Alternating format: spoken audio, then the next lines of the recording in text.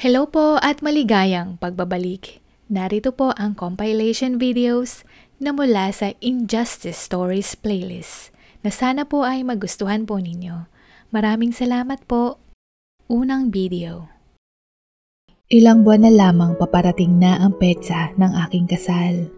Nagkakilala kami sa pamamagitan ng isang kumpanyang pag-aari ng aking mga magulang.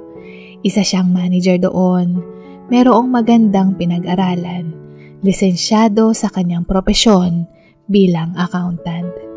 Halos kalahating dekada na siyang nagtatrabaho dito at siya ay gustong empleyado ng aking ama dahil sa kanyang pagiging masipag, pulido, sidha, kusa at maabilidad na ang karakter na ito ay katangi-tangi at hindi ko mapigilan ang aking sarili na humanga sa kanya. Na ang posisyong na italaga para sa kanya ay talaga namang karapat-dapat. Nung ako ay nagtapos ng pag-aaral, dito na ako dumiretsyong nagtrabaho. Magmula pa lamang noong maliit pa ako, sa kumpanyang ito ang madalas kong lugar na palaruan o hindi kaya ay ginugugol ang oras ko. Ang aralin ang mga paraan ng pagpapalakad ng negosyo. Dahil sa oras na dumating ang takdang panahon, ako ang sasalo ng mga gawaing ito.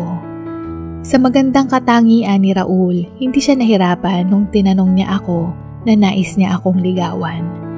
At ang nakakamangha pa dito ay bago niya ipaalam sa akin ang kanyang panunuyo, ay humingi siya ng permiso o nagpaalam sa aking ama.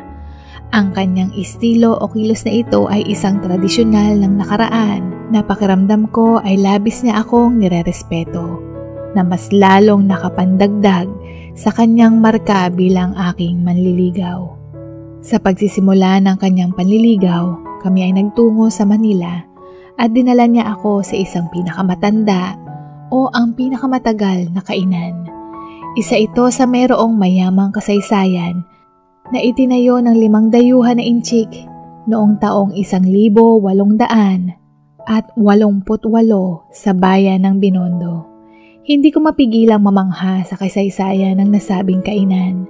Sa unang tingin pa lang, ang disenyo nito ay hindi magarbo at ito ay napakasimpleng kainan na hindi mo aakalain na ang mga putaheng kanilang naihain ay bukod sa pangmasa ang presyo ay napaka malinamnam din. Akala ko hindi ko magugustuhan ang pagkain, ngunit tila ba isa ito sa nangunguna sa listahan ko kung ako ang tatanungin kung saan ang pinakamasarap na restaurant dito sa syudad.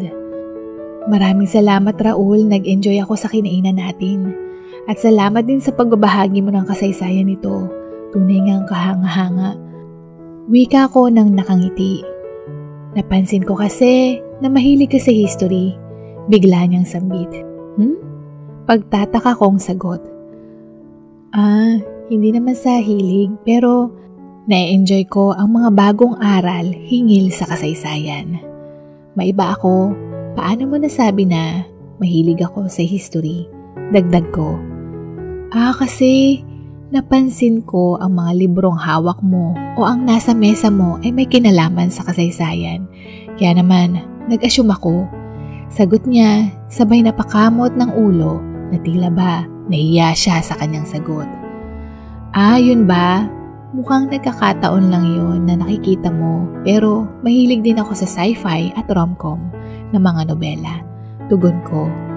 At nagpatuloy ang gabing iyon ng mga kwentuhang samot-sari hingil sa aming mga hilig, nais, kwento ng pamilya at mga plano na nais gawin ng bawat isa. Nagtapos ang pagkikita naming iyon ng may ngiti sa aking labi na sa palagay ko, nagkaroon ako ng pagtingin sa kanya. Sa pagpapatuloy ng magandang daloy ng kanyang pagsuyo, ang pagiging malambing at maginoo, kaya naman hindi ko na pinatagal at iwinika ko ang matamis kong oo.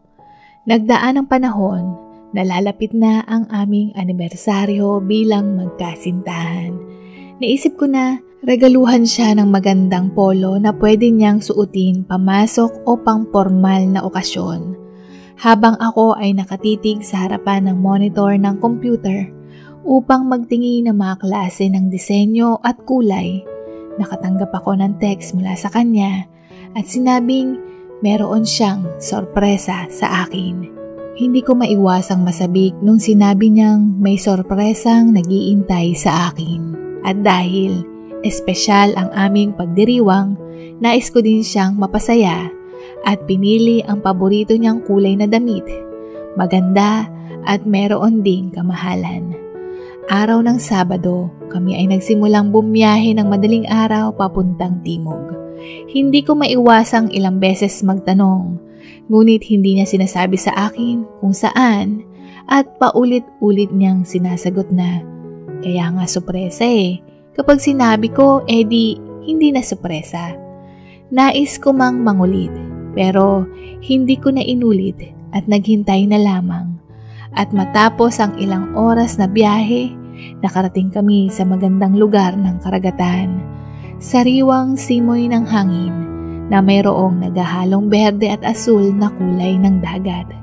Sa isang magandang hotel kami ay tumuloy at pagdating namin doon, sinalubong kami ng mga tauhan na may dalang malamig at masarap na inumin o welcome drinks para sa mga guests ng nasabing hotel. Nung oras na kung saan papalubog na ang araw, mayroong kumatok sa aking kwarto na isang babaeng tauhan at ako ay sinabihang sundan siya. Habang kami ay naglalakad sa isip ko, ito na marahil ang sorpresang sinasabi ng aking nobyo.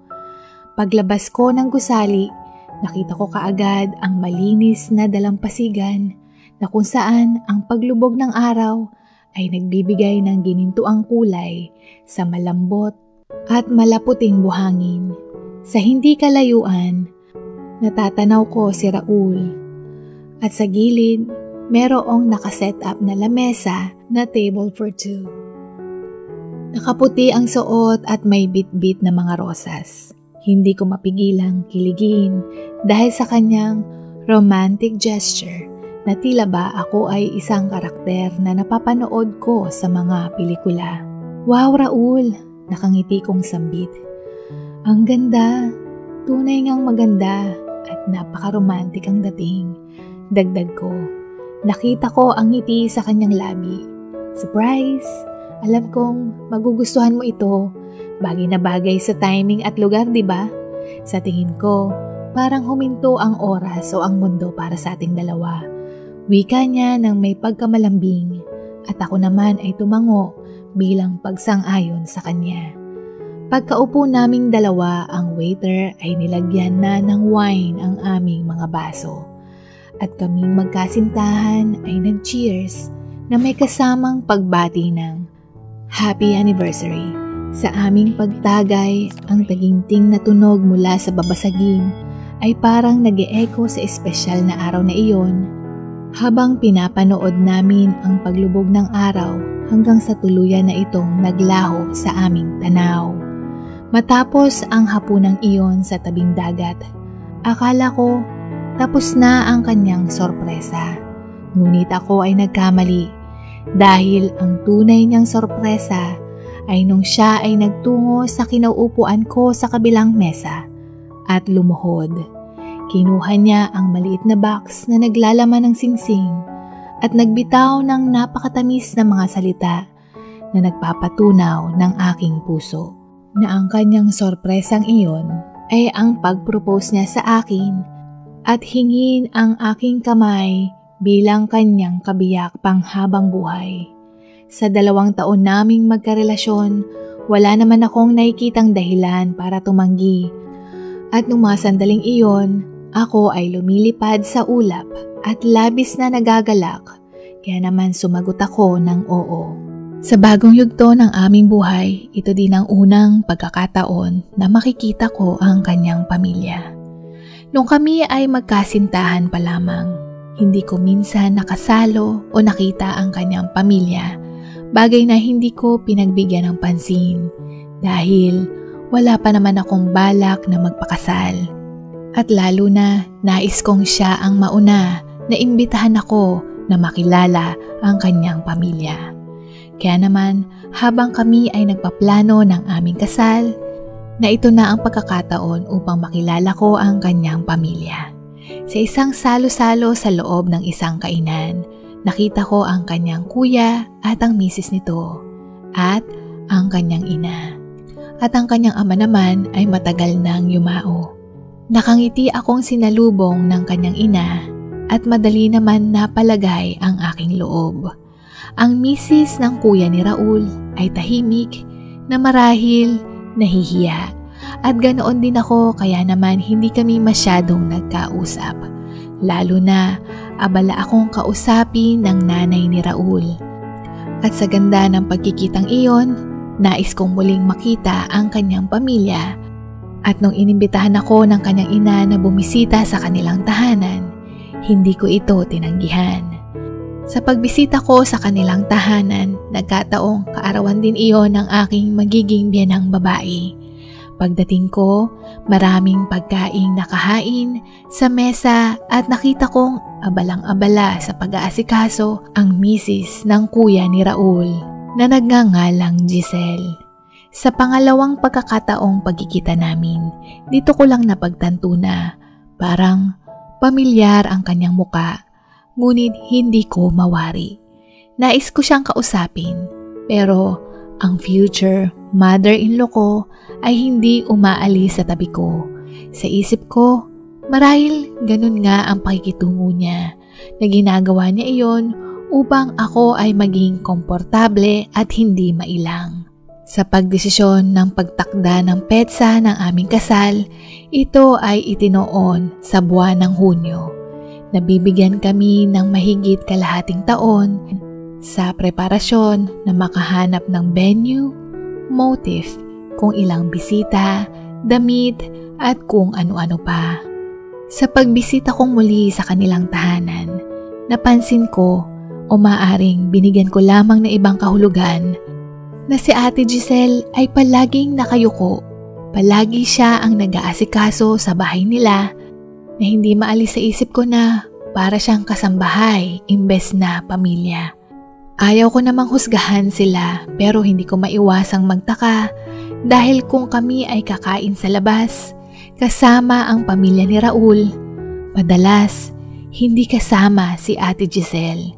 At ang dahilan nila, ito ay abala at mayroong ginagawa. At kung bibisita naman ako sa kanilang tahanan, palagi itong nasa kusina o kung hindi naman ay nasa kwarto. At hindi lamang iyan, napansin ko din na palagi din itong nakasuot ng damit na may mahabang manggas.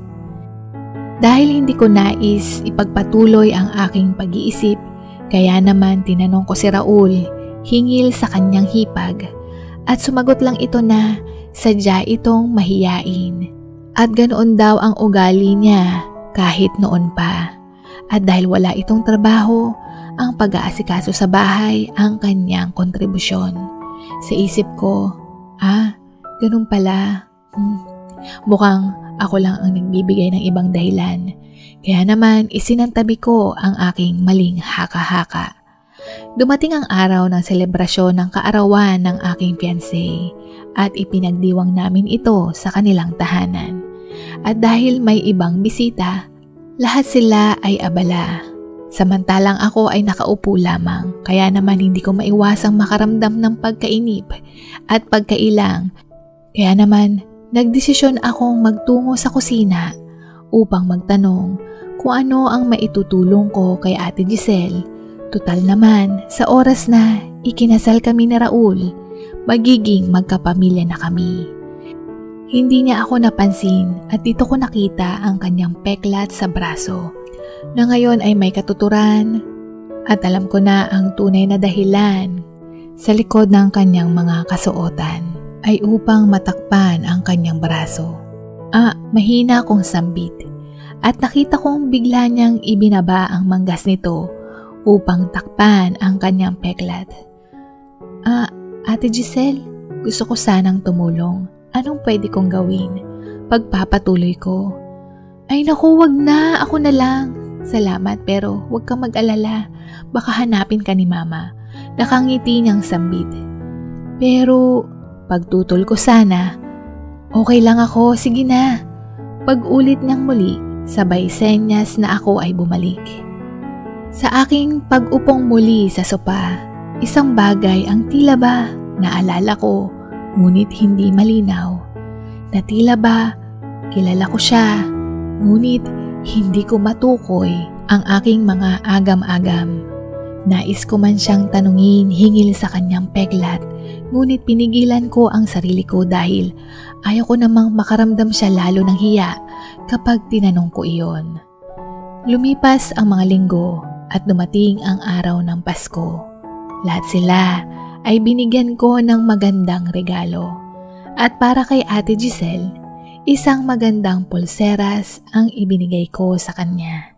Naisip ko na sa tuwing hahawiin niya ang kanyang manggas na imbes na makita niya ang kanyang peklat, ay ang una niyang may kita ay ang pulseras sa kanyang galang-galangan na sa tingin ko magpapangiti kahit kaunti at maibsan ang lungkot sa tuwing makikita niya ang kanyang peklat sa braso.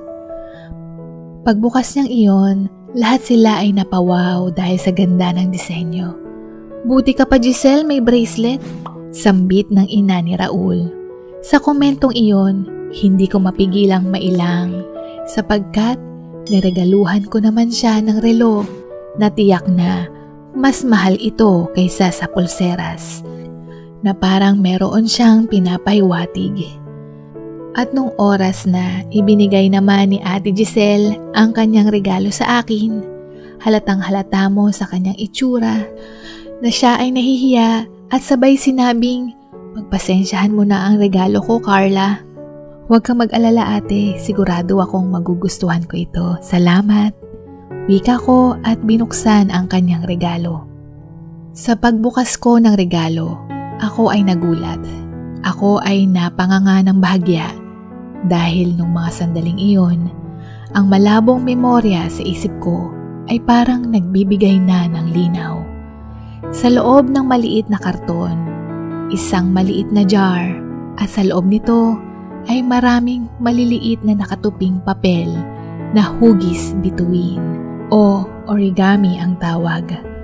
Ang mga papel na bituin ay sumisimbolo na lucky stars o ang iba ay tawag wishing stars na nangangahulugan na kapag niregaluhan ka nito ay magbibigay ng swerte sa buhay mo. Hindi ako kaagad nakapagsalita dahil meron akong naalala at ang ilang segundong hindi ko pagsagot, narinig ko si Ate Giselle na labis-labis na humihingi ng pasensya.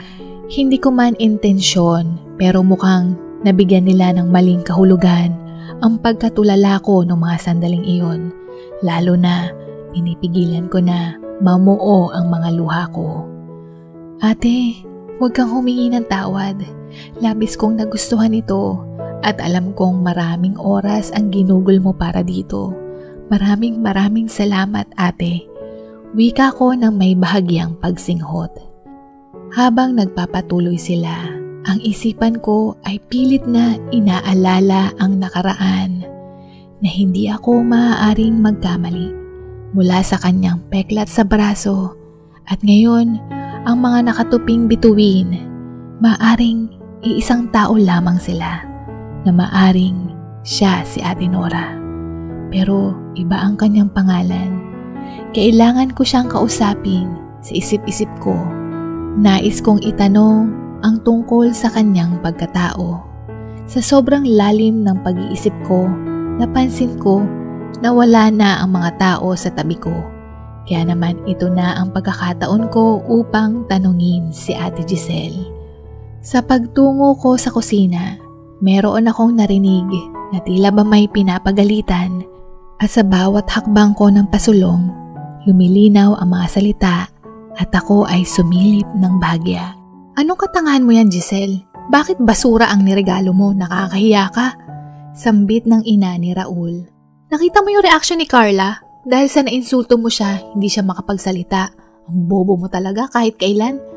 Boses ng kuya ni Raul. "Pagiging katulong lang ang alam mo? Hindi ka man lang nag-iisip? Kinabukasan ko ang nakasalalay dito na matagal ko ng plinlano. Tapos, basura ang regalo mo? Di ka man lang nag-iisip? Mayaman si Carla. Sa tingin mo ba, magugustuhan niya ang basurang ginawa mo? Sa sobrang shock niya, halos mapaiyak na siya nung sumagot. Huwag kang umaligid sa sala, baka mabatukan kita dahil sa katangahan mo, leche. Galit na wika ni Raul. Silang tatlo, pinagtutulungan si Ate Giselle. Habang siya ay nakayuko lamang at humihikbi, nung mga sandaling iyon, labis akong nadismaya dahil sa kanilang pangit na ugali. At labis naman akong nalungkot para kay Ate Giselle. Para sa akin, nakita ko na ang lahat at sapat na iyon upang ako ay mawala ng gana. At nung pabalik na ako sana ng sala, nakarinig ako ng pak, tunog ng isang sampal. At kulang pa yung sampal sa'yo ni Mama sa katangahan mo. Wikang muli ni Raul. Dali-dali akong bumalik sa sala sa kinauupuan ko. Ang dibdib ko labis ang bigat na nais kong umalis sa lugar na iyon, subalit ayaw kong umalis nang hindi ko nakakausap saglit si Ate Giselle. At ginamit ko ang pagkakataong ito habang ang mag-iina ay abala at nagdahilan na nais kong gumamit ng palikuran. Ngunit imbes na magtungo sa palikuran, dumiretso ako sa kusina kung saan naroroon si Ate Giselle at mabilis na inabot sa kanya ang maliit na card na naglalaman ng aking numero at sinabing nais ko siyang makausap at kung meron siyang oras, tawagan niya ako at hihintayin ko ang kanyang tawag.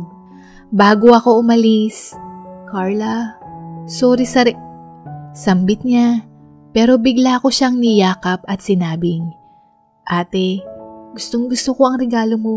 Maraming salamat. Pakiusap, huwag mo akong kalimutang tawagan, okay? Merry Christmas. I'll wait for you. Sa pagkalas ko sa aking yakap, nakita ko sa kanya ang pagkagulat at maging ako ay nagulat din sa aksyong aking ginawa.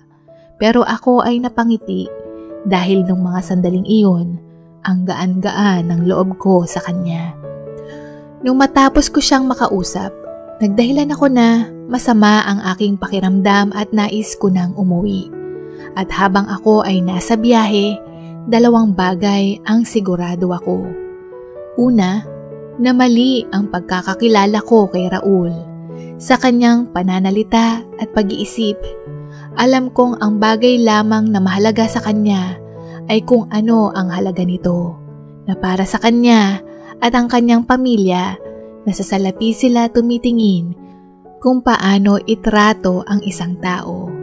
Marahil pinlano nga niya ito na nung mga sandaling iyon, pinagdudahan ko na ang kanyang pagmamahal kung tunay ba ito o pagpapakitang tao lamang. At ang kanyang pamilya, hindi ko maimahe ang sarili ko na makakasama ko ang ganoong klaseng ugali tulad sana ng aking magiging biyanan.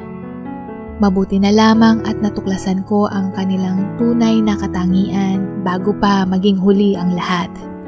Na tila ba tunay ngang nagbigay ng suwerte sa akin ang regalo ni Ate Giselle.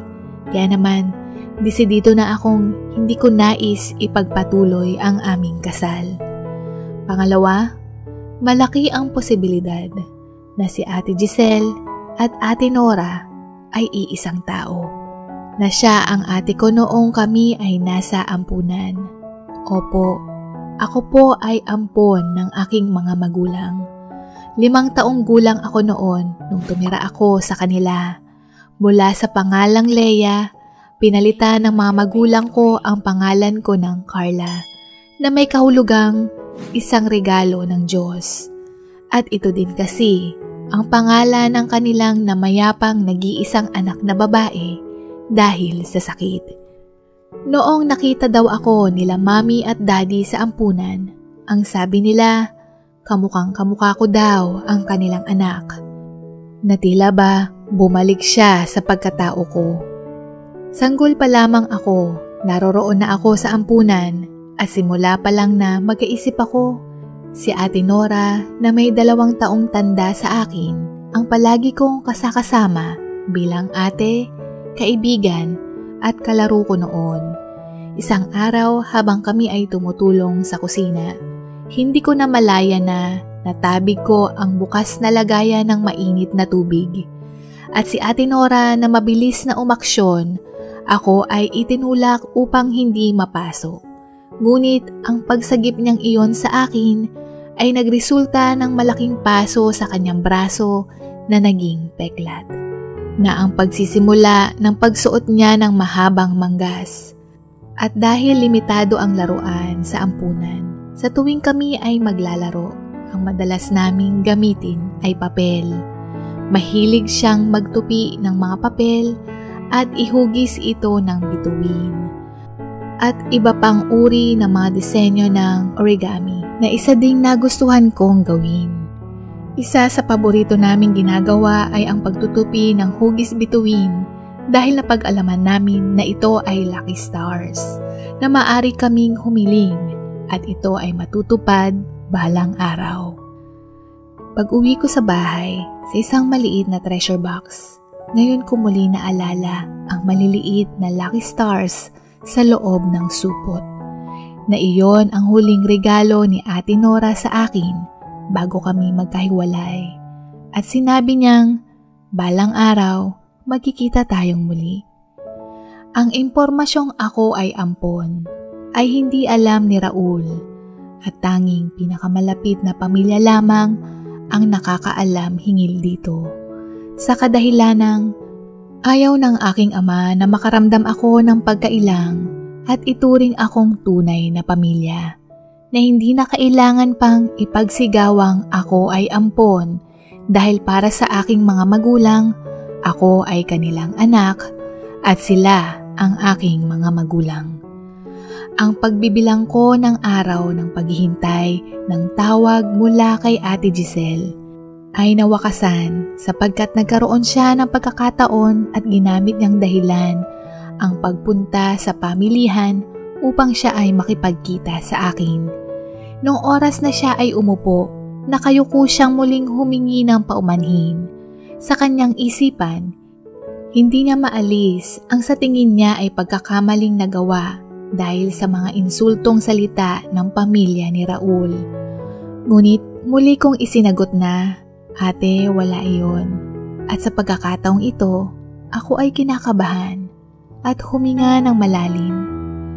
Pero nais ko sanang magtanong, wika ko at siya ay tumango upang ako ay makapagpatuloy. Itatanong ko lang sana kung saan mo nakuha ang peklat mo, dagdag ko. Matagal na to. Iniligtas ko ang kapatid ko noon sa natapong mainit na tubig. Sagot niya. May isa pa akong tanong. Bakit origami lucky stars ang naisip mong iregalo sa akin? Tanong kong muli sapagkat nais kong makasiguro. Noong bata pa ako, meron akong nakababatang kapatid sa ampunan. Hindi man kami magkadugo, pero kapatid ang tingin ko sa kanya. Wala kaming laruan at naisip ko na gamitin ang papel bilang aming laruan. At sa tuwing gumagawa ako ng hugis bituin, ang sarap pakinggan ng kanyang tawa na tila ba nakalimutan ko ang realidad at kami ay nasa lugar ng pantasya. At saka, kaya ako naisip ito dahil parang naalala ko sa'yo si Leia. Sagot niya nang nakayuko, pero laking gulat niya nung pagtingin niya sa akin, ang mga luha ko ay hindi ko na mapigilang umagos na parang talon. Hala Carla, hindi ko intensyon na paiyakin ka. Balisa niyang sambit.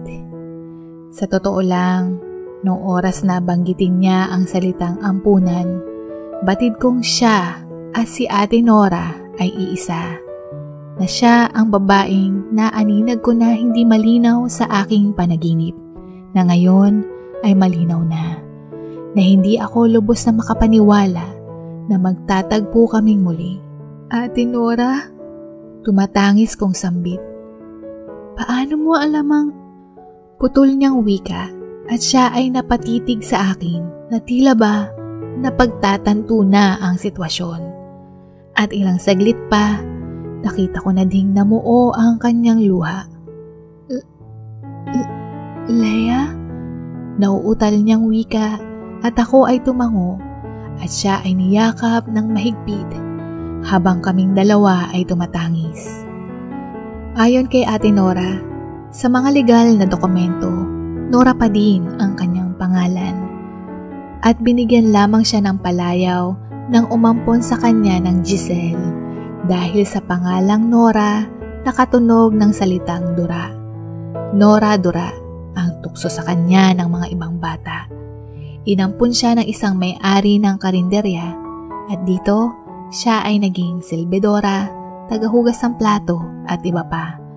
Simula noong pinalitan niya ang kanyang pangalang Giselle, hindi na siya tinutukso at nagustuhan din niya ang kanyang bagong pangalan at ito na ang kanyang ginagamit.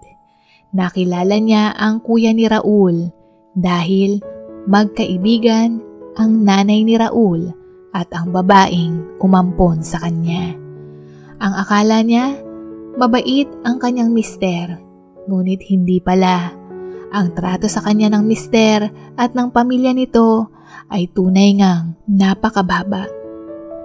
Ang revelasyong nadiskubre ko mula sa tunay na ugali ni Raul at ng pamilya nito at ang pagbahagi ko ng kwento kay Ate Nora at pati na rin ang desisyon kong hindi pagpapakasal. Sinuportahan ito ng aking mga magulang.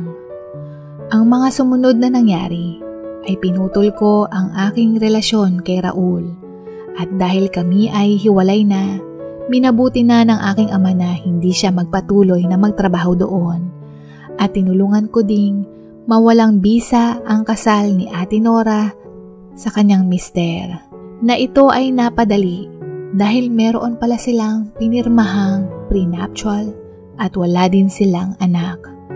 Nagdaan ang mga taon. Si Ate Nora ay nalalapit ng magtapos sa pag-aaral at nagtatrabaho din sa kumpanya bilang clerk. Siya ay opisyal ng single at nakatira sa sarili niyang apartment na malaya at malayo sa mga taong umapi sa kanya.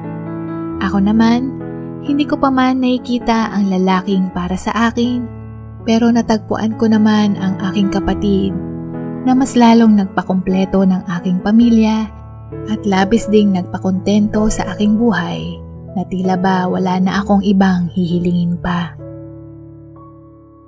Pangalawang video. Simula noong masaktan ang puso ko ng labis, hindi na ako naniwala o nawalan na ako ng kumpiyansa sa salitang pag-ibig. Na hindi ito para sa lahat, na hindi ito gaya ng iba na panghabang buhay, na hindi ito magpakailanman. Mas lalo na, hindi rin ako naniniwala na ang pag-ibig ay nakakabulag sapagkat sa isip ko, ito ay isang kalokohan na imposibleng mangyari, na ito ay isang kwento o haka-haka lamang. Subalit, napatunayan ko na ito ay totoo at nung nasaksihan ko ito, hindi ko mapigilang mainis, magalit, madismaya at malungkot. Pangalawa at bunso ako sa aming magkapatid. Sa aming pamilya, wala namang naging paborito o mas pinaboran ang aming mga magulang. At ang turing nila sa amin ni ate ay patas. Pareho ding may mga trabaho ang aking mga magulang, kaya naman hindi kami nakaranas ng gutom o pagkasalat ng magkapatid. Nakayanan din nilang pag-aralin kami sa isang pribadong paaralan. Paminsan-minsan kapag may sobra ang aming mga magulang, kami ay nagbabakasyon malapit sa tabing dagat o hindi kaya'y umuuwi sa probinsya ng aming mga magulang. Maayos naman kaming mag-aral na magkapatid, lalo na madalas kaming paalalahanan ng aming mga magulang na ang edukasyon lamang ang tanging bagay na hindi mananakaw ng iba. At sa pamamagitan din ng edukasyon, ang magtutulay para kami ay magkaroon ng magandang buhay. Kaya naman, iniiwasan naming magkapatid na sila ay madismaya. Natupad ko naman ito hanggang sa ako ay magkolehiyo. Ngunit, dito ko din unang naranasan na magkagusto sa isang lalaki na tumibok ang aking puso na sa sobrang bilis at bugso nito, hindi ko mapigilan at ako ay nagkaroon ng kasintahan. Subalit, sa labis na takot at dismaya na ipaalam ito sa aking mga magulang, kaya naman nagdesisyon akong ilihim ang aking pakikipagrelasyon. Dito rin ako natutong magsinungaling kung sino ang kasama ko kung ako ay lalabas o magtutungo sa mall. O kaya ay may ilang oras na delay sa pag-uwi sa bahay galing paaralan. At ang lahat ng ito, naranasan ko ang sinasabi ng karamihan na masarap ang magmahal at minahal. Sa totoo lang, hindi ko ikakaila na naging masaya ako sa piling ng aking nobyo. At dahil mas nangingibabaw ang aking emosyon, hindi ko din napigilan na maging tanga at nagtira sa aking sarili. Bagay na isang napakalaking pagkakamali sa aking parte. Third year college na ako noon, nung hindi ko tinanggihan ang nobyo ko, nung binanggit niya na magdiwang kami sa aming unang anibersaryo na kami ay pag-isahin. Nasa wastong gulang naman ako. Naisip ko, pwede ko tong gawin, malaki na ako, pwede na akong magdesisyon para sa sarili ko. Mga salitang pumasok sa ulo ko noon at pumayag sa kanyang alok. Isa pa, marami sa mga kaklase ko na naibahagi nila na meron na silang karanasan. At base sa kanilang mga ngiti, opinyon na sinasabi nila na kapag nangyari ito, na isinuko ko ang lahat sa nobyo ko, mas lalong lalalim ang relasyon namin ng aming magkasintahan. Bagamat ako ay kinakabahan, mas pinili ko pa ding ituloy ito. At matapos na may mangyari sa amin, nakaramdam ako ng mas lalo siyang mas malambing. Hindi ko mapigilan na mapangiti na kahit sa aking panaginip, tila ba binabalikan ko ang senaryong ito sa aking pagtulog dahil napatunayan ko na totoo nga ang sinasabi ng mga kaklase ko o mga kakilala ko hinggil dito. Na nagresulta na ako ay naging mas masaya dahil itinuloy ko ang desisyong ito. Mahal na mahal kita babe at salamat sa regalo mo sa akin ha. Wika niya sa akin sabay hinalikan ako sa pisngi. Ang buong akala ko, patuloy ko itong maililihim hanggang sa ako ay makatapos ng pag-aaral. Ngunit hindi ito ang nakasulat sa aking tadhana. Ilang buwan lamang ang lumipas matapos ng may mangyari sa amin, may natuklasan akong hindi magandang balita na ako ay nagdadalang tao. Nung unang linggo kong delay, hindi ko ito binigyan masyado ng pansin dahil akala ko na natural lang ito sa isang babae. Dahil may pagkakataon naman na nade-delay ako minsan ng araw. Ngunit, nung umabot na ang 3 linggo at hindi pa din ako dinadatnan, dito na ako kinabahan. Nagdasal pa nga ako, nagsimba pa, at taimtim na ipinagdasal na. Sana ang kutob ko ay hindi magkatotoo, pero mali ako ng akala. Napaluha ako nung nag-pregnancy test ako at kinumpirma nitong ako ay buntis. Tuliro, balisang-balisa at hindi alam ang gagawin. Sinabi ko ito sa aking nobyo. Akala ko ang pagmamahal niyang ito ay wagas, gaya ng sinabi niya. Hindi ko inaasahan na sa oras na sabihin ko sa kanya ang sitwasyon ko, bigla niyang binitawan ang aking kamay. Nakita ko ang gulat, tuliro at pagkaduwag habang nakatingin siya sa akin. Hindi pa ako handa. Bigla niyang sagot. Mas lalo naman ako. Hindi din ako handa. Anong gagawin ko? Anong gagawin natin? Wika ko. Iminungkahi niya na maglaan muna kami ng panahon para sa aming sunod na hakbang. At nung marinig ko iyon, may katuturan nga ang sinasabi niya, maaaring pag-isipan muna namin ito ng mabuti. Subalit matapos naming maghiwalay nung araw na iyon, hindi ko na siya muling nakita pa. Hindi ko na muling nakita ang kanyang muka. Hindi ko siya makontak. Hindi ko din alam kung saan siya hahagilapin dahil hindi niya rin ako ipinakilala sa kanyang mga magulang kahit pa noong magkasintahan pa lang kami. Sinabi niya sa akin ang rason at pareho kami ng dahilan. Natatakot na baka magalit din ang kanyang mga magulang at hindi aprubahan ang aming relasyon. Kaya naman sa kanyang paglaho, hindi ko alam kung saan siya hahagilapin. Wala akong ibang magawa kundi aminin ang lahat ng ito sa mga magulang ko. Kaysa ang intayin ko pa na lumaki ang tiyan ko bago ko sabihin sa kanila at naisip ko na mas mainam na sabihin ito ng mas maaga at harapin ang kung anumang parusa na ipataw nila sa akin. Hindi ko mapigilang mapaluha nung makita ko ang kanilang ekspresyon at pagkagulat. Ano? Buntis ka? Kailan ka nagka-boyfriend? sigaw ng aking ina. Habang nagpapaliwanag ako sa kanila, ang aking ama ay tahimik lamang kahit na nagulat ito sa kanyang narinig. Matapos kong magpaliwanag, pinakiusapan ko sila na huwag akong palayasin.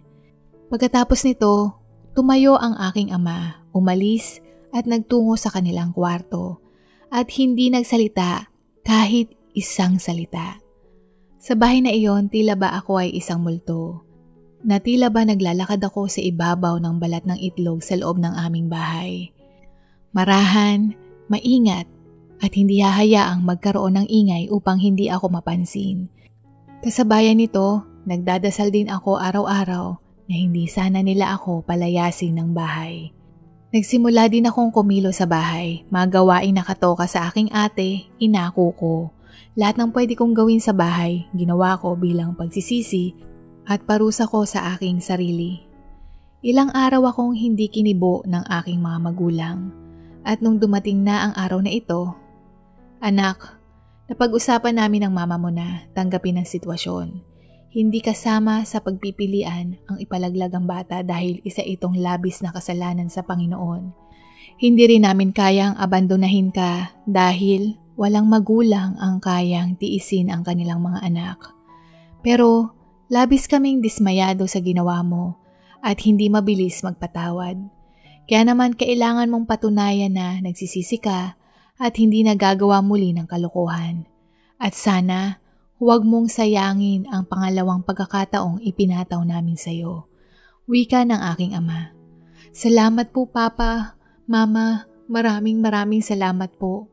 At sa kaibuturan po ng puso ko, humihingi po ako sa inyo ng patawad Mama at Papa. Patawarin niyo po ako." Sambit ko habang humahagulgol. Ang pagkakataong iyon, hindi ko sinayang. Nahihiyaman akong pumasok na malaki ang tiyan ko, pero ipinagpatuloy ko ang semester kahit na halata na ito. Pero nung malapit na akong manganak, pansamantala muna akong tumigil sa pag-aaral. Walang araw na hindi ako nagpapasalamat sa Panginoon dahil sa pagpapatawad ng aking mga magulang. Hindi lang iyan, kasama sila sa panahong ako ay nagpapacheck up. Si Mama na sa tuwing kami ay nasa doktor, sinisigurado niya na maganda ang kalagayan ko at ng sanggol na nasa sinapupunan ko. At nung oras na ipinanganak ko ang aking malusog na anak na lalaki, nandoon din sila sa tabi ko. Marahil nung oras na iyon, hindi ko mapigilan na mapaluha nang makita ko ang mga magulang ko habang karga-karga ang anak ko at nakita ko na kaagad sa kanila na mahal nila ang kanilang apo. Nakita ko sa kanilang mga simpleng ngiti na tunay ngang maswerte kaming mag-ina. "Ma, Pa, salamat po." Wika ko habang ako ay nagpupunas ng luha. Pagkasabi ko nito, lumapit sila sa akin at ako ay niyakap. Nung mga sandaling iyon, pakiramdam ko, tuluyan na nila akong napatawad. Kaya naman mas lalo akong naging emosyonal at labis na tumatangis. Ang pangalawang pagkakataong ibinigay sa akin ng aking mga magulang ay hindi ko binaliwala. Nung bumalik ako sa pag-aaral, pinagbuti ko ito, maging ang sa pag-aalaga sa aking anak. Ayaw ko na madismaya silang muli, kaya ito ang prioridad ko. Sa bawat milestone, kaganapan, pagdiriwang ng aking anak, sila ang kasama ko. Maging si ate, natutuwa din sa kanyang pamangkin at napalapit din ito. Sa kabila ng malaking pagkakamali ko, hindi ako makapaniwala na nabibilang ako sa isang maunawain at mabait na pamilya. Sa kabila ng katangahan ko, nakatapos ako ng pag-aaral at nagkaroon ako ng pagkakataon na magsimulang muli kahit wala akong asawa o ama ang aking anak. Nadala sa unang pag-ibig, hindi ko na ito tinangkang ulitin. Ibinigay ang buong atensyon at pagmamahal ko sa aking uniko iho para pangatawanan ang pagiging ama at ina sa kanya. May mga pagkakataong nagtatanong siya hingil sa kanyang ama at hindi ko itinago sa kanya na tinakbuhan at tinakasan ng kanyang ama ang responsibilidad nito, na dinaig pa ang isang bula na biglang naglaho, na ganito ko inilarawan ang nangyaring sitwasyon sa tuwing nababanggit niya ang tungkol dito. Kasabayan nito, Hindi ko mapigilan na makaramdam ng sakit, dulot ng matulis na hiwa ng kutsilyo sa puso ko kapag naghahanap siya ng ama. Marahil sa bata at hindi pa naiintindihan ang mga bagay-bagay, kaya naman nauulit-ulit ang kanyang pagtatanong. Pero umaasa ako na mauunawaan din niya ito pagdating ng panahon. Bukod sa paghingi ko ng gabay sa Panginoon, tinulungan din ako ni Papa na punan ang paghahanap ng anak ko sa kanyang ama. Sa paglipas ng panahon, lumaki naman siyang masunuring bata. Mataas ang mga grado sa paaralan at naranasan ko ding magsabit ng medalya sa kanya sa entablado nung siya ay naging salutatorian nung nagtapos siya ng sekundarya. At mas lalo akong naging proud na magulang nung nakatapos siya ng kolehiyo. Sabi ko sa sarili ko, I did okay raising my son. At tinapik ang sarili kong balikat. Hindi ko na malaya na may pumatak na luha sa aking mga mata. Hindi ko rin mapigilan na maging malungkot dahil hindi na rin nasaksihan ng aking ama ang pagtatapos niya. Nung nagsimula siyang magtrabaho bilang inhinyero, sa isip ko, maaari na akong maglaan ng oras para sa sarili ko. Tutal, malaki na siya at nagsisimula na sa kanyang buhay. Napansin ko din na madalas siyang gumigimik o lumalabas kasama ang kanyang mga kaibigan. Hindi naman ako nagreklamo dito dahil noong mga panahong nag-aaral siya, ito ang focus niya at tinupad niya ang pangako na magtatapos siya ng pag-aaral. Hindi ko din siya pinuwersa na makipagrelasyon at i-enjoy muna niya ang kanyang buhay bilang binata bago siya magsimulang bumuo ng pamilya. At mas mainam din kung meron siyang ipon upang mas lalong maging handa sa bagong yugto ng buhay na kanyang haharapin. Hanggang sa isang araw, meron siyang inuwing babae. Sa totoo lang, hindi ko siya nagustuhan. Parang may nagsasabi sa akin na isa siyang mapagsamantala o oportunista. Sa araw ng kanyang pagbisitang iyon, napakaigsi ng kanyang suot. Kitang-kita din ang malusog niyang harapan sa hapit niyang suot na pang-itaas. Maganda naman ito at laki daw ng probinsya kung saan dun siya nagtapos din ng pag-aaral at nagpunta ng Maynila upang dito magtrabaho. Bukod sa nagulat ako sa pag-uwi niya sa babaeng iyon, hindi pa doon nagtatapos ang kanyang sorpresa. At ibinahagi niya sa akin na nagdadalang tao din daw ito at nais niyang panagutan ang kanyang nagawa. Buti pa ang anak ko may konsensya. Sa isip-isip ko.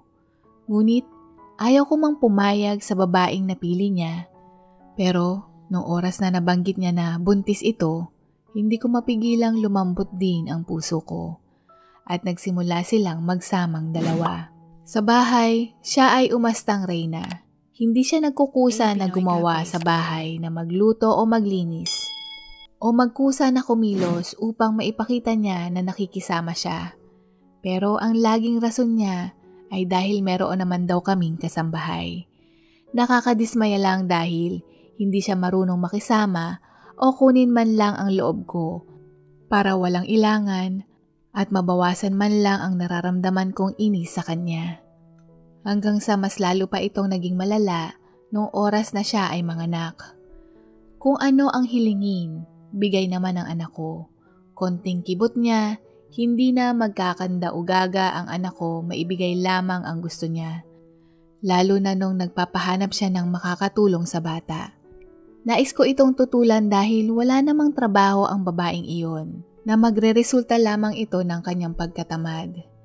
At tama nga ako ng hinala dahil hindi na niya ito pinapadede ng gatas na galing sa kanya at hindi ko na din siya nakikita na binubuhat ang bata ng mahigit na 10 minuto.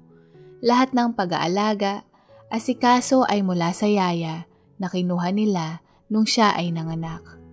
Sa tuwing nagpapataw ako ng reklamo o mga hinanaing sa aking anak hingil sa kanyang misis, bigla itong magagalit sa akin dahil hindi daw ako marunong umintindi o lawakan ang aking isipan. Batid din niyang hindi ako pabor sa napili niyang babae kaya sarado ang taingan nito sa mga opinyon ko. Nagsabi din sa akin ang kasamahan namin sa bahay na ang misis niya ay palaging umaalis ng bahay Araw-araw sa oras na pumasok na kami pareho ng anak ko. Bagay na ipinagtataka ko dahil wala naman siyang trabaho. At ang idinadahilan daw nito sa aming kasambahay kapag lalabas ay bibili daw ito ng gatas o diaper ng bata at mawawala ng mahigit na 6 na oras bago umuwi ng bahay. Nung marinig ko ito, nakiusap ako na obserbahan ang mga kilos nito dahil naisip ko baka galing lamang ito sa salon o nagpamasahe o iba pa. At meron daw itong pagkakataong maganda ang buhok bago ang nail polish. Kaya hindi ako pwedeng magbintang lalo na wala akong ebidensya. Subalit sumagi din sa isip ko na hindi naman pwedeng araw-araw kang nasa salon o nagpapamanicure. Meron siyang iba pang ginagawa na hindi ko lamang makumpirma. Hanggang sa nagkasakit ang anak ko. Bigla siyang nangayayat at nawala ng ganang kumain. Dito kami nagpatingin sa doktor at natuklasan namin na meron siyang thyroid disease. Bagay na nakaapekto sa kanyang trabaho at hindi lamang iyan, panghabang buhay na din siyang iinom ng gamot hinggil dito. Nung nag-file ng leave ang anak ko ng 2 linggo upang magpahinga at magpalakas, napansin kong iritable ang babae. Naisip ko, marahil kung ano man ang kanyang ginagawa, hindi niya magawa dahil nandoon ang aking anak. Bukod dito, madalas din na sumasama ang pakiramdam ng anak ko at hindi rin ito nakakapasok sa kanyang opisina. Kaya naman ang kanyang kinikita ay lumiliit ng lumiliit. Naririnig ko nang nagbubunga nga ang malditang babaeng iyon sa anak ko na bakit maliit lamang ang allowance na nakuha niya. Nung sumabat ako na, bakit hindi ikaw ang magtrabaho, Joanna? Bakit inaasa mo sa anak ko ang lahat? Ikaw ang may malusog na pangangatawan, bakit hindi ka magsakripisyo sa pamilya mo?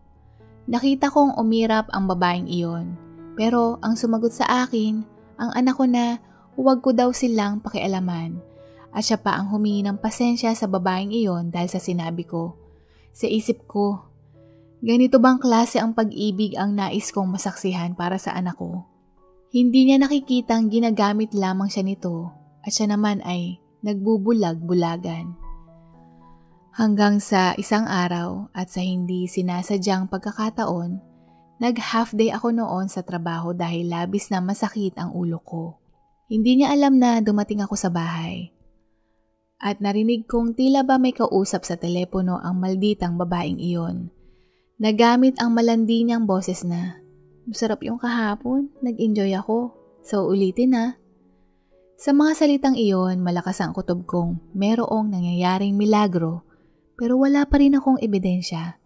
Hindi pa rin ako makakalap ng ebidensya sapagkat batid nitong minamanmanan ko siya kaya hindi niya hahayaang mahuli siya.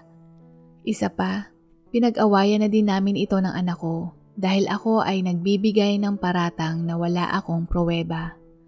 Lumipas ang ilang mga taon, meron din akong napansing kakaiba sa bata. Habang ako ay nagkakape ng isang umaga, pinagmamasdan ko ang anak at apo ko sa maliit naming hardin na naglalaro. Kitang-kita ko na mahal ng anak ko ang bata. Kasabayan nito habang pinagmamasdan ko silang dalawa, dito ko lamang napagtanto na hindi sila magkamuka. Hala, ang tanga ko! Ito ang ebidensya. Kung tama ang kutob ko, lalabas lahat ang katotohanan. Sabi ko sa isip ko. Palihim kong isinagawa ang paternity test at ang resulta, hindi na din ako nabigla dahil ang batang iyon ay iba ang ama at hindi ang anak ko. Walang dugo o laman ang naguugnay sa kanila. Napakawalang hiyang babae. Pinikot niya ang anak ko. Sabi ko sa sarili ko nang nanggigigil. Hindi ko na ito pinatagal at nung oras na nalaman ko ang resulta, ipinaalam ko ito sa kanila. Nagulat ang anak ko at gaya ng inaasahan ko ang babaeng iyon ay nagmistulang kaawa-awa. Sinabi niyang hindi niya alam kung sino talaga ang ama at kung pwedeng ulitin ang test. Sinabi ko din sa anak ko na malakas ang aming ebidensya na maanal ang kanilang kasal at hindi niya responsibilidad ang bata. Labis-labis ang pag-iyak ng anak ko. Pero sa pagkakataong ito, pumayag siyang makipaghiwalay sa kanya. Sa batas, sa papel, siya ang ama ng bata, pero hindi sila magkadugo. At dahil wala pang 7 taong gulang ang bata, sa batas, kapag naghiwalay ang mag-asawa o ang mga magulang, sa nanay ito mapupunta. Kaya naman nung umalis ang babae, dala-dala niya ang bata. Ako naman, nawala na ng amor sa akala kong apo dahil kapag nakikita ko siya, nakikita ko lamang ang kanyang ina. Nung umalis ang mag-ina, nagtungo ito sa kanilang probinsya. Subalit ang pangyayaring ito ay nagdulot ng labis na kalungkutan sa aking anak. Madalas kong marinig siyang umiiyak sa gabi, madalas walang ganang kumain, at mas lalo siyang nangayayat. Na ganito niya ipinagpatuloy ang kanyang buhay ng halos 1 taon. Hanggang isang araw paggising ko, wala siya sa bahay. Ilang beses ko siyang tinawagan at nung sinagot niya ito, nagtungo siya sa probinsya ng babaeng iyon upang makita ang bata. Sumagot ako ng, hindi mo siya anak, pero binabaan niya lamang ako ng telepono. Hinayaan ko siya at inintay na bumalik. Ngunit makaraan ng 1 linggo, pagdating niya sa bahay, siya ay galit na galit at malungkot. Hindi ko alam kung may salita ba na pwedeng gamiting ilarawan sa kasamaang ginawa ng babaeng iyon. Pag-uwi nilang mag-ina sa probinsya, iniwan niya ang bata sa kanyang mga magulang. Ngunit maging sila ay ayaw alagaan ito dahil nais nilang turuang maging responsableng ina ang kanilang anak at gampanan ang tungkulin nito. Ngunit napag-alaman lamang ng mga magulang nito na yung babaeng malditang iyon ay itinapon ang kanyang sariling anak sa bahay ampunan, kung saan siya lang ang nakakaalam. Nagpalit din ito ng numero at magmula nung araw na kinuha niya ang bata, yun din ang huling araw na nakita nila ang kanilang apo at anak. Nagpalit din ito ng numero at hindi nila alam kung saang lupalop ng mundo ito naroroon. Ang anak ko, tila ba nasisiraan na ng ulo. Kailangan kong hanapin ang anak ko, ma. Please. Kailangan ko siyang makita. Ilang beses niyang sinabi habang umiiyak. Hindi ko rin mapigilang mapaluha sa kanyang sitwasyon at hindi ko alam kung pinaparusahan ba siya ng Panginoon at binigyan niya kaming mag-ina ng ganitong suliranin. Hindi ko mapigilang mainis at magalit sa anak ko at nagugulat ako sa kanyang mga ginagawa. Hindi ko siya maintindihan. Hindi naman niya anak yon. Pwede siyang magsimulang muli, pero pilit niyang isinisiksik ang kanyang sarili sa nakaraan. Kung sana daw noon, pinigilan niya ang babaeng iyon na sinama ang bata. Nasa maayos pa sana ang buhay nito. Hindi daw niya maatim na ang bata ang magdurusa sa kasalanan ng kanyang ina. Hindi mo siya anak. Hindi mo siya kadugo. Anak, please. Itigil mo na ang kahibangan mo. Pakiusap ko sa kanya. Ma, mahal ko ang bata. Akin man o hindi. Parang katulad ko din siya noon nung ipinanganak mo ako. At ang pagkakaiba, napunta siya sa walang kwentang ina. Pero ma, nandito pa ako. Kaya ko yun gampanan.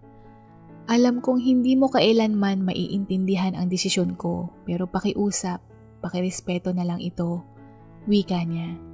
Nagahalong emosyon ang aking nararamdaman. Galit dahil sa kanyang kilos na kahibangan. Paghanga dahil mas busilak ang kanyang puso kaysa sa akin. Ang magawa niyang mahalin ng buong puso ang batang iyon kahit hindi kanya ay tunay ngang nakakahanga. At lungkot dahil hindi ko inaakalang ganitong klaseng suliranin ang ibinato sa kanya ng Panginoon. Wala siyang pakialam kung maubos man ang kanyang naipon, mahanap lamang niya ang bata. At tama nga ang mga magulang ko noon. Walang magulang ang nakakatiis sa kanyang anak. Kaya iminungkahi ko na lumapit siya sa ahensya ng gobyerno na merong hawak sa mga batang ulila o nasa ampunan. Maaring iyon ang maging tulay upang mahanap namin ang bata. Dahil may taon na ang nakalipas at hindi namin alam kung saang ampunan magsisimula, kaya naman matagal ang proseso. Hindi ko pa rin maintindihan ang kanyang ginawa. pero ayaw kong lumayo sa akin ang anak ko. Hindi ko rin mapigilan na labis na malungkot para sa kanya. Ni hindi rin ito ang pinangarap kong buhay para sa anak ko. Hindi ko maiwasang magalit sa sarili ko dahil kahit na anong sakripisyo at paghihirap ko na mapalaki siya ng mabuti, ganitong buhay ang nakalaan sa kanya dahil lamang sa isang walang hiyang babaeng iyon na labis siyang nabulag at sumira ng buhay ng anak ko. Sa ngayon, nag-iintay pa din kami ng balita at ang anak ko hindi ko nakikita ang sumusuko at labis na determinadong matagpuan ang batang iyon. Nais ko siyang tulungan pero maging ako tila ba naliligaw at naiinis. Pakiramdam ko, ako ay bigo na maging isang huwarang ina. Litong-lito na ako at madalas kong tanungin ang sarili ko na, tama ba ang ginagawa ko?